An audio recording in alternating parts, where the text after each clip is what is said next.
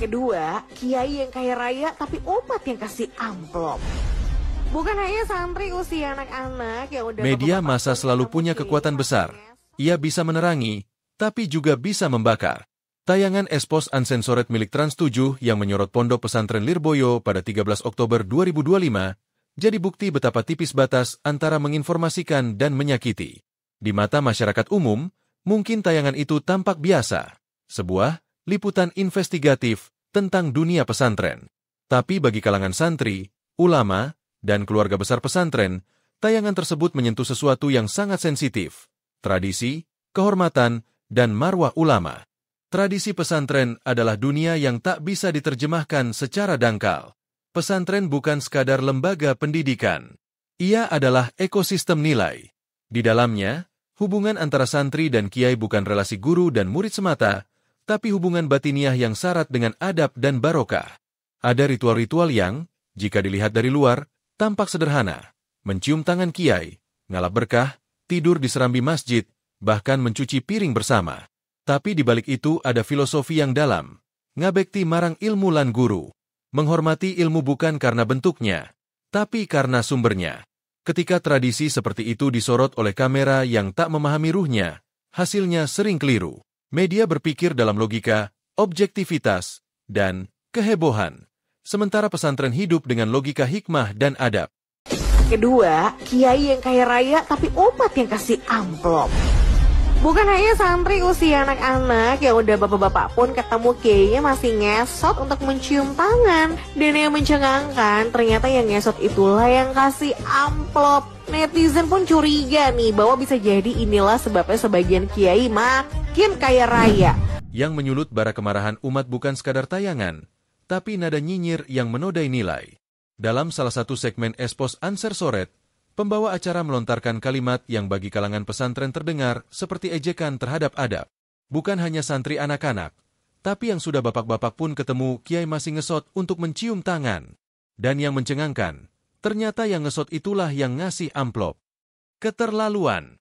Terlebih dalam tayangan tersebut, ilustrasi gambar yang ditampilkan memperlihatkan KH Anwar Mansur, pengasuh pondok pesantren Lirboyo, sosok yang dikenal luas sebagai kiai karismatik yang selesai dengan dunia. Kiai Anwar bukanlah kaya raya sebagaimana yang dibayangkan dalam tayangan itu. Kekayaannya bukan dalam bentuk harta, tapi dalam bentuk ilmu, amal, dan ketenangan hidup yang tak bisa dibeli. Dalam tradisi pesantren, kiai seperti beliau disebut Kiai Sing Wis Rampung Karodunyo, orang yang sudah selesai dengan dunia, yang hidupnya bukan untuk menumpuk, tapi untuk memberi. Adab ngesot mencium tangan bukan bentuk penghinaan diri, melainkan ungkapan takzim. Itu simbol bahwa seorang murid datang bukan membawa kesombongan, tapi keikhlasan. Dan amplop yang diberikan bukan suap atau tanda tunduk, melainkan sedekah, bentuk cinta dari umat kepada sosok yang mereka muliakan. Sayangnya, di era serba visual, makna-makna simbolik seperti itu sering mati di tangan narasi televisi. Adab yang sejatinya luhur ditampilkan seperti absurditas, penghormatan diterjemahkan sebagai penjilatan, dan sedekah dikemas seolah gratifikasi. Inilah yang terjadi ketika nilai-nilai spiritual diterjemahkan dengan logika duniawi. Media mencari klik dan sensasi, sementara pesantren berbicara dengan hikmah dan kesabaran. Ketika dua logika itu bertemu tanpa jembatan pemahaman, yang lahir adalah fitnah kultural, bentuk salah paham paling menyakitkan dalam masyarakat yang masih menjunjung adab. Mobil mewah hingga harga miliaran. Sarungnya aja pun merek termahal yang harganya berkisar antara 400 ribuan sampai 12 jutaan rupiah gitu deh. Dan saat kumpul keluarga nih, sana family kecipratan duitnya. Padahal kan harusnya kalau kaya raya mah umatnya yang dikasih duit ya enggak sih? Tapi ya gimana ya, dengan ngasih amplop pada kiai kan diharapkan bisa dapat berkah. Kalau enggak, ya ambil hikmahnya aja dah. Sontak tayangan ini memunculkan reaksi. Salah satunya dari himpunan alumni dan santri se-Jabodetabek. Bismillahirrahmanirrahim. Pernyataan sikap himpunan alumni dan santri Lirboyo se-Jabodetabek atas tayangan Trans 7 yang merendahkan pesantren, khususnya pesantren Lirboyo. 1. Mengecam pihak TV Trans 7 yang menayangkan tayangan yang meremehkan kiai, meremehkan santri, dan meremehkan pesantren. khususnya pesantren Lirboyo yang menjadi objek dari tayangan tersebut. Sebagaimana video yang telah beredar secara luas. 2. Menuntut pihak Trans7 untuk meminta maaf secara terbuka dan tayangan tersebut dan secara khusus kepada para masyayikh pondok pesantren Lirboyo. 3. Meminta kepada Trans7 untuk menarik tayangan tersebut dari semua platform media yang terkait dengan Trans7. 4. Meminta kepada Trans7 untuk menyiarkan tayangan edukasi khusus tentang pesantren, tentang kiai, dan tentang santri secara utuh tanpa dipotong-potong. Baik dari sisi sejarah, sumbangsi untuk bangsa, untuk mencegah kesalahpahaman masyarakat terhadap pesantren. 4. Jika tuntutan kami tidak dipenuhi oleh Trans7, maka kami akan melangkah menuntut secara jalur hukum, baik pidana maupun perdata. Jakarta, Pengurus Himasal Wilayah Jabotabek, Ketua Umum Haji Agus Salim, Sekretaris Ustadz Muhammad Farid Firdaus, SPD. Terima kasih. Assalamualaikum warahmatullahi wabarakatuh. Waalaikumsalam.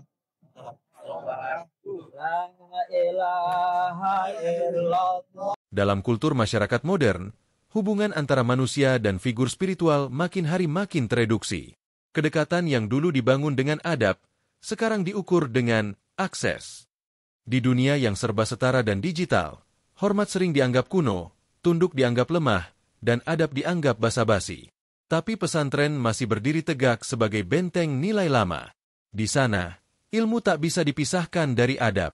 Santri tidak hanya belajar fikih dan tafsir, tapi juga belajar cara menundukkan ego. Sebab, dalam pandangan pesantren, ilmu ora bakal mlebu ing ati sing keminter. Ilmu tak akan masuk ke hati yang sombong. Dan itulah mengapa santri mencium tangan gurunya, bukan untuk merendahkan diri, tapi untuk merendahkan hati. Sayangnya, dunia modern, termasuk media, sering gagal membaca simbol semacam itu. Bagi sebagian kalangan, semuanya harus logis dan rasional, padahal nilai spiritual seringkali melampaui logika duniawi. Ketika simbol adab diterjemahkan secara literal oleh media, ia tampak seperti kemunduran. Padahal, di mata pesantren, justru itulah peradaban tertinggi manusia, menghormati sumber ilmu, bukan sekadar mengonsumsi informasi. Kemarahan masyarakat pesantren terhadap Trans7 bukan semata karena satu tayangan. Ia adalah akumulasi luka lama, ketika dunia pesantren berkali-kali disalahpahami oleh dunia luar. Pesantren dianggap kolot, anti kemajuan, bahkan tertinggal. Padahal, di banyak titik, pesantrenlah yang menjaga nalar kebangsaan, etika sosial, dan stabilitas moral bangsa. Sementara itu, televisi dan media mainstream hidup dari ritme sensasi, rating, klik, engagement. Mereka perlu guncangan agar tayangan dibicarakan. Dan sayangnya, dalam proses itu, nilai-nilai luhur sering jadi korban. Kita menghadapi benturan dua budaya.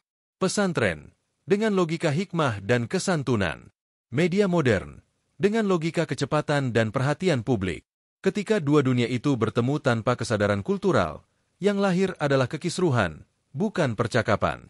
Dan disinilah letak ironi besar zaman ini, yang paling beradab justru sering dituduh primitif oleh mereka yang merasa modern.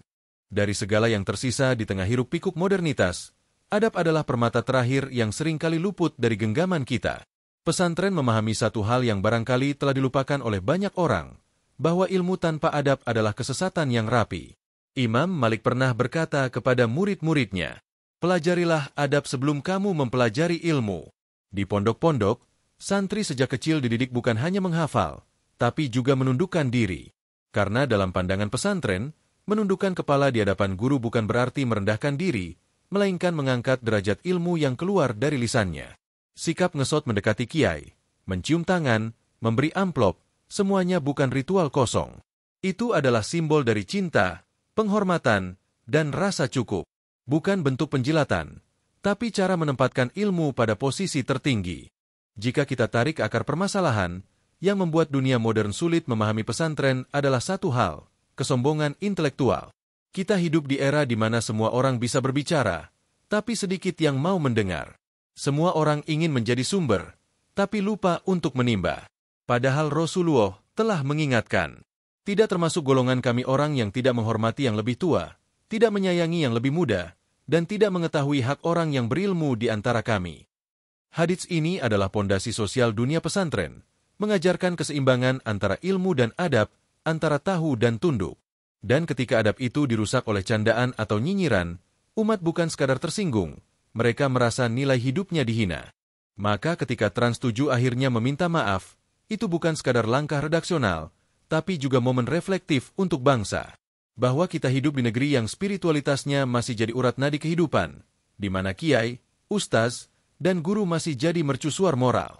Jika media, dunia pendidikan, dan masyarakat mau belajar dari pesantren, belajar bagaimana bicara dengan adab, berselisih dengan hormat, dan mengkritik dengan hikmah, maka kita tidak hanya menjadi bangsa yang cerdas, tapi juga berperadaban. Pesantren, dengan segala kesederhanaannya, sedang memberi pelajaran besar kepada dunia modern.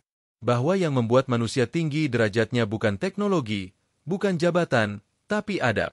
Sesungguhnya yang paling mulia di antara kamu di sisi Allah adalah yang paling bertakwa. Dan takwa itu, kata para kiai, bermula dari rasa hormat. Hormat kepada guru, kepada ilmu, kepada sesama manusia. Sebab dari situlah lahir peradaban yang sejati.